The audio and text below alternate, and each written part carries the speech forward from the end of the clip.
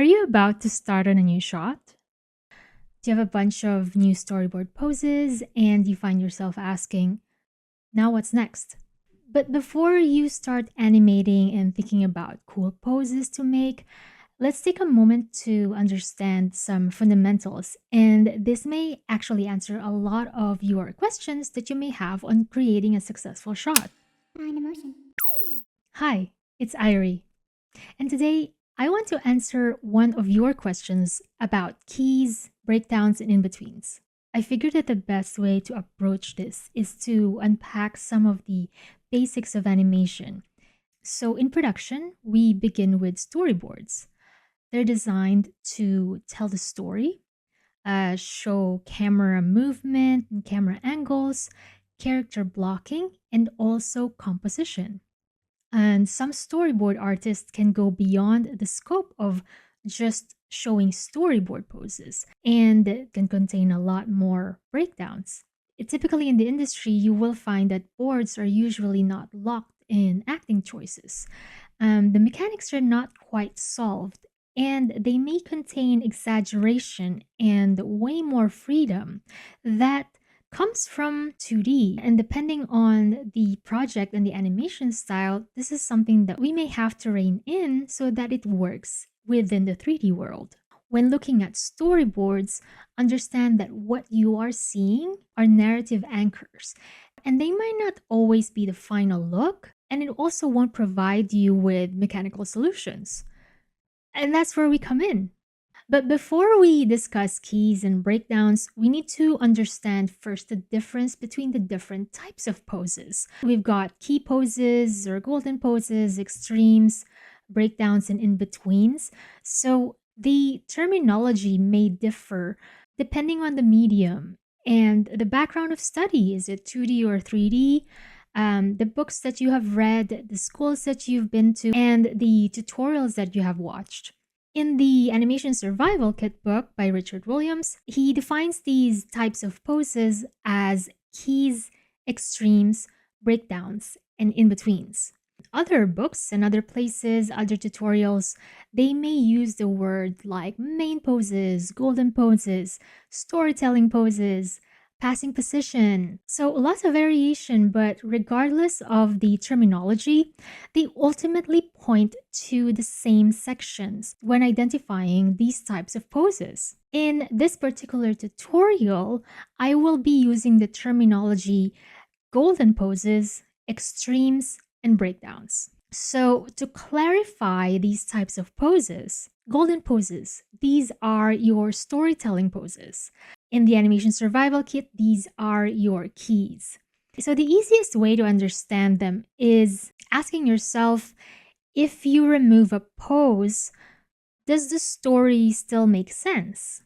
Another example of what golden poses are these are the typical panels that you will see in comic books, graphic novels, and manga. Here's some really cool examples of golden poses. In this panel, and this is from Sen to Chihiro no Kamikakushi, or Spirited Away, we see in this panel the foot is coming from the gas and it's pressing on the brake. On the next panel, and we see the car in motion and it starts to suddenly halt. It doesn't feel complete if we remove some of the panels. Like if we remove the panel of the foot pressing down on the brake, then we kind of lose the information of the character is stopping the car. Here's another example of golden poses from one of my favorite scenes. If we look at the set of panels in here, when Chihiro is moving her foot down, there's a lot of information in here that we might think that there may be quite a lot of panels, maybe a little bit too many panels. But if we remove even a couple of these and then just go straight into she's starting to turn her body towards down on the staircase, we actually lose a lot of the tension and intensity of the moment where there's so much hesitation and fear. All that is happening in there because of the amount of panels telling us to slow down and take our time in processing what this information is. All of them are necessary in telling the story. The second type of poses are called extremes. Extremes mark the farthest point between a change of direction. So this could also be called points A to B. Let's look at the translate Y of the COG of the character. Let's use this simple curve to determine where the extremes are, to understand the concept of the farthest point before a change of direction. Let's start by looking at the starting point of the curve right here. And let's just try to follow that path going down right here. We could technically continue the curve down, but it is starting to change direction. It's starting to go up. Therefore, this point right here is a change of direction on the curve. This then marks our other extreme. So this becomes point A and point B. And both of these points are called extremes.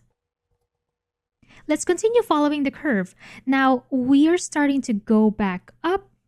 We find a key in here, but is there a change of direction? At this point, there isn't. So we continue following the curve up again until we reach the part where instead of continuing on that path, we are going to start to change direction going down.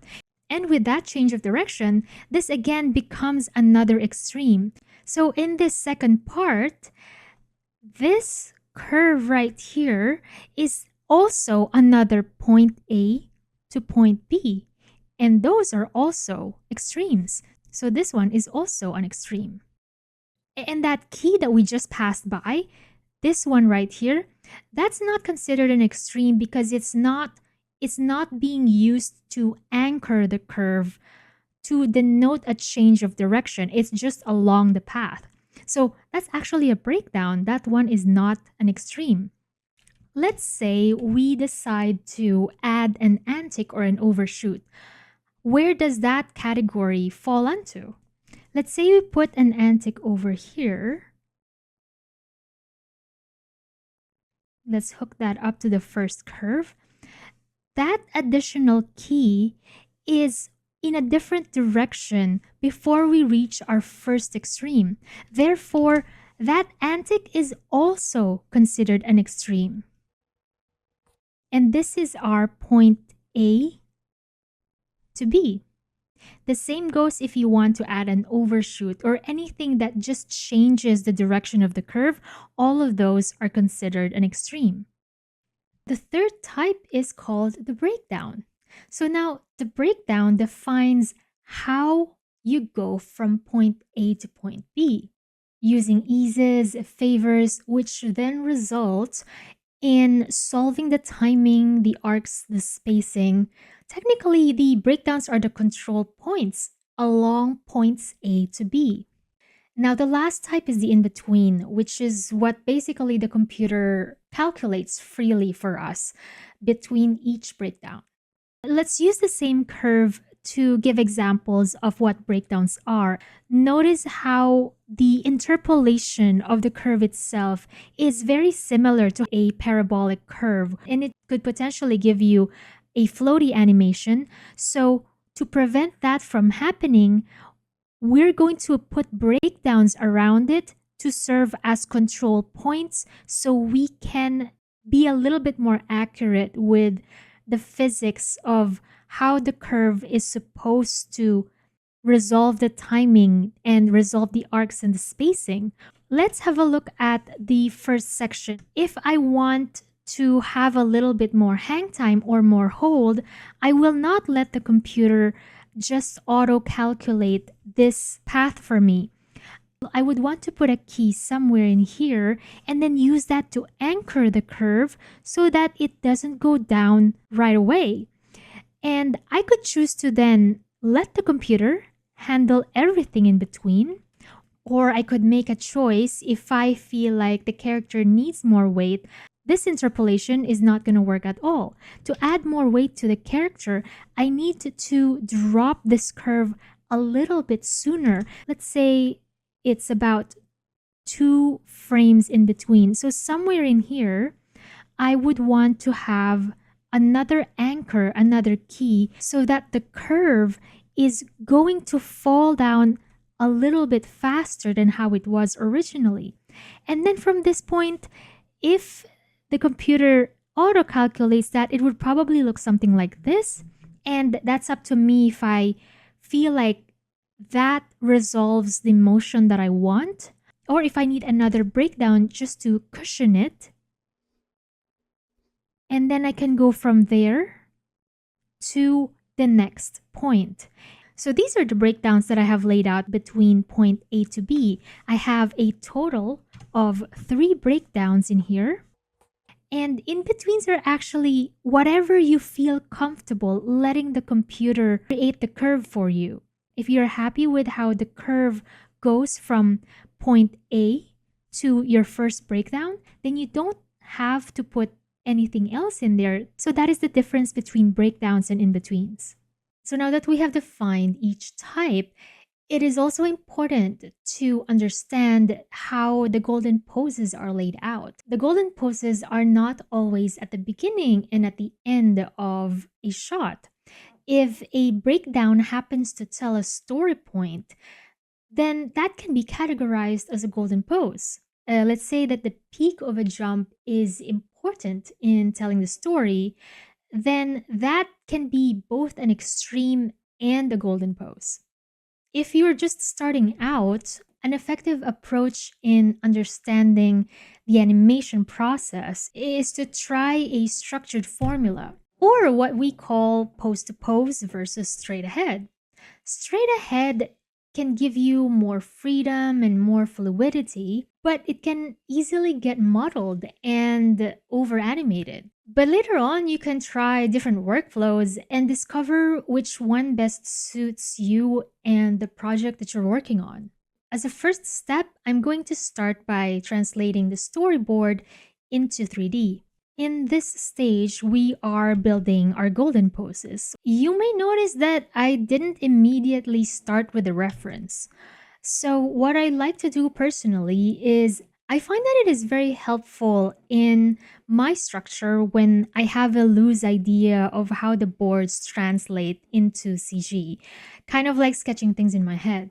And so the reason for that is because there are technical concepts like the amount of space that is available, the height of the character versus the set and the props, and if there are any limitations on the rig that I like to figure out beforehand. In bigger production, this process is called Pre-vis. Once I have the technical information that I need, I will then proceed to do my reference pass.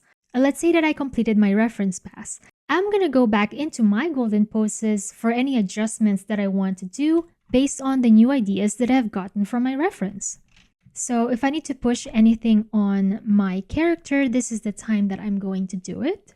So now that we have our starting points laid out, is it time for breakdowns?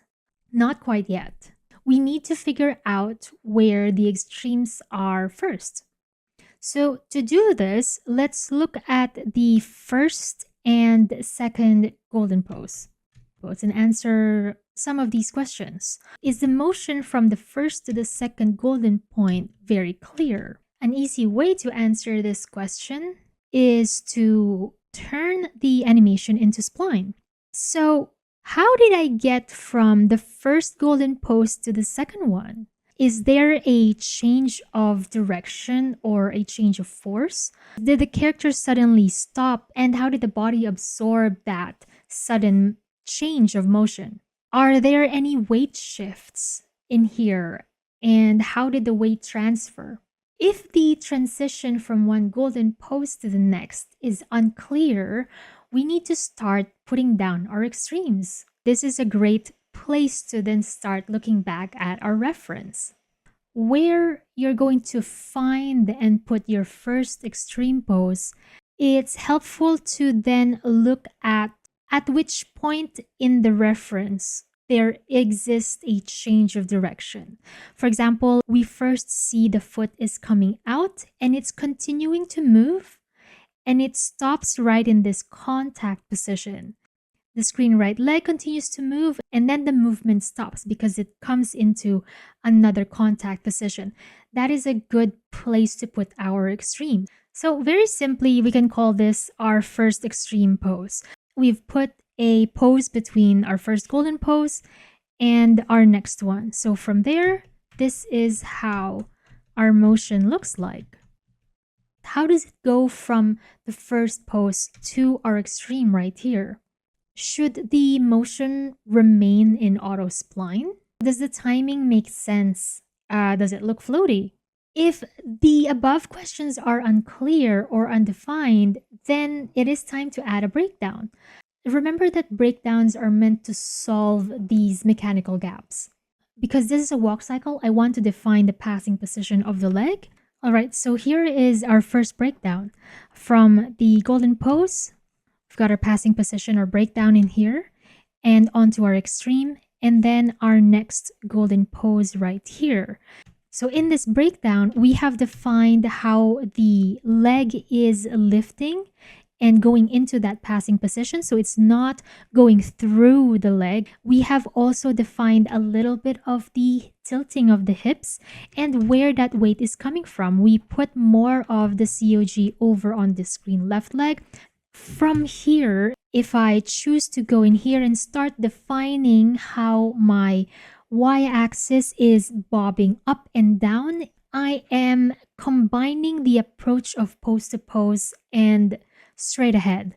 Then I'm going to go into even more specifics and in just smaller sections, and then define these little details of like what happens to my y-axis, what happens to the COG. And I could keep going and start adding even more breakdowns. I'm going to think about my hang times and how fast I would go from one key to the next. And we're only looking at the y-axis. I could go into the foot and start defining a lot of those. I like to have the roll to wrap up in a couple of frames so that foot gets flat right away. I'm going to make sure that this is not on auto. I'm already using my breakdowns to start defining the speed of the foot settling and planting down. So if I continue adding more breakdowns into my shot, this is where I'm going to be at. Well, let's have a look at the y-axis of the COG. There's a bit more definition on what the spacing feels like and what the timing feels. If you pay attention to how the foot is moving forward, it also has a little bit of drag in here. There's a bit of a delay before it starts to swing forward. You can see the breakdown in here of the foot moving forward. There is a bit of a hold and delay between these two frames. I've added a breakdown in here. Otherwise, the foot would already start to move forward if I didn't have a control point in there or breakdown. If I don't have a breakdown in here, you'll notice what happens. The computer dictating what the speed is, but I say I want it to be a little bit faster, so I'm going to make sure that there is a key in here to bring the foot a little bit forward. So I've only done the lower part of the body, so this is where we are so far. And we just need to finish with the rest of the upper body, add in the arms, add a little bit of cushioning and rotation on the spine, and a little bit more bob and up and down on the head. We also need to add a little bit more drag and delay on the wrists and probably define a bit more of that hip shift. There are a few common mistakes that I want to point out. A typical pitfall for animators is when they receive the storyboards, they immediately start adding more poses in between. This choice often leads to overanimation or too much unnecessary movement or details. This also usually happens when the animator does not have a reference. So another common mistake is adding a breakdown without understanding the spacing or the mechanics of the character or the object. If you just add a key between points A to B, when the in-betweens are sufficient, then it's going to lead to unnecessary keys and cluttering your graph editor. To summarize, golden poses are the most important poses in telling the story. The extremes are our points A to B and the anchors between the golden poses. The breakdowns are the control points between the extremes. They are the ones that resolves how the movement goes from point A to point B. The breakdowns also define arcs, spacing, timing, and adds a sense of weight to our character. I hope this video is helpful in answering your questions and concepts that you may be wondering about. There's a lot more topic that is linked to breakdown that I didn't get to show. There's a lot of concepts such as antics, overshoots, offsets, delays, drags, eases, all that stuff. So if you'd like to learn more, head over to www.iribeltran.com to book a session with me. Like and subscribe, and this is Irie. Thanks for watching.